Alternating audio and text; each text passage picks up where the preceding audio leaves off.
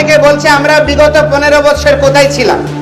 বর্তমানে চিন্ময় কৃষ্ণ প্রভুকে দুপুরবেলা মৌলবাদী ডক্টর ইউনূস সরকার গ্রেপ্তার করেছে। বাংলাদেশ সম্মিলিত সনাতনী জাগরণ জোটের মুখপাত্র ও ইসকন নেতা চিন্ময় কৃষ্ণ দাসের মুক্তি দাবি করেছে ভারতের পশ্চিমবঙ্গ রাজ্য বিজেপি। এমনকি তাকে মুক্তি না দিলে বাংলাদেশ সীমান্ত সনাতনীরা অবরোধ করবে বলেও হুমকি দিয়েছেন রাজ্যটির বিরোধী দল নেতা শুভেন্দু অধিকারী।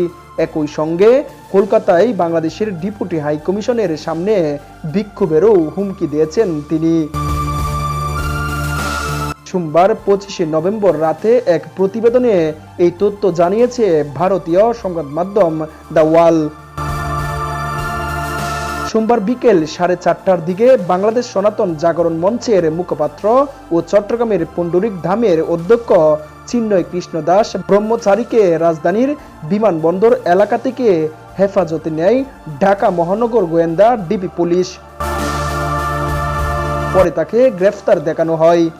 পরে ইসকনের নেতা চিন্ময় কৃষ্ণ দাসের গ্রেফতার নিয়ে উদ্বেগ প্রকাশ করে সোমবার রাতে বিজেপি নেতা শুভেন্দু অধিকারী সাংবাদিকদের কাছে দাবি করেন, বাংলাদেশের অন্তর্বর্তী সরকার হিন্দুদের উপর অত্যাচার করছে, এমনকি বাংলাদেশের হিন্দুদের অস্তিত্ব রক্ষায় নেতা চিন্ময় কৃষ্ণ প্রভুকে ইউনূস সরকার গ্রেফতার করেছে। শুভেন্দু আরও বলেন, সোমবার রাতের মধ্যে চিন্ময় কৃষ্ণ প্রভুকে মুক্তি না দিলে আগামীকাল থেকে সীমান্তে সনাতনীরা অবরোধ করবে। ভারত থেকে পশ্চিমবঙ্গ দিয়ে কোনো পরিষেবা বাংলাদেশে ঢুকতে দেব না। একই সঙ্গে কলকাতায় অবস্থিত বাংলাদেশের ডেপুটি হাই কমিশনের অফিসেও টানা ঘেরাও অবস্থানের হুঁশিয়ারি দিয়েছেন পশ্চিমবঙ্গ রাজ্যের এই বিরোধী দলনেতা। বিরোধী দলনেতা শুভেন্দু আরও বলেন, বাংলাদেশের হিন্দুদের উপর যেভাবে দমন পীড়ন শুরু হয়েছে তাতে আমরা চিন্তিত, ব্যতীত। এই জিনিস আর বরদাস্ত করা হবে না। উল্লেখ্য, বাংলাদেশ সনাতন জাগরণ মঞ্চ গত 25 অক্টোবর চট্টগ্রামে সমাবেশ করে। চিন্ময় কৃষ্ণ দাস এই মঞ্চেরও মুখপাত্র।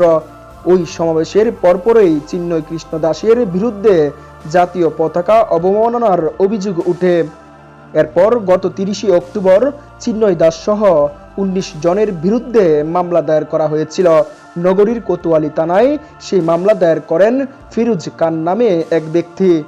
বাংলাদেশের জাতীয় পতাকা অবমাননা করার অভিযোগে রাষ্ট্রদ্রোহ আইনে এই মামলা করা হয়।